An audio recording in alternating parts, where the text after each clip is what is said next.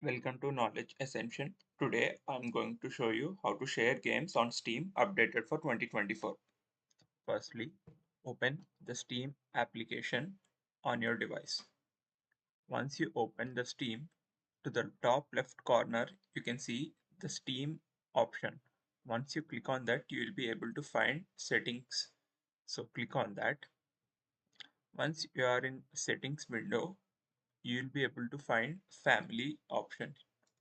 So once you click on that, you will be seeing create or join a Steam family. Just click on it. Wait for few seconds to load.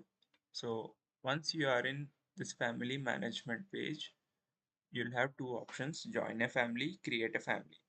If you already have a Steam family, then you can join it directly, or else you can create one.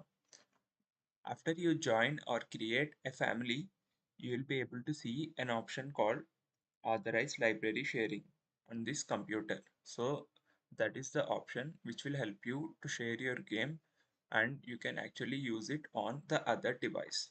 So that's it for today's video. Remember, only one person can access a shared library at a time. So take turns. Don't forget to like and subscribe for more useful Steam tutorials.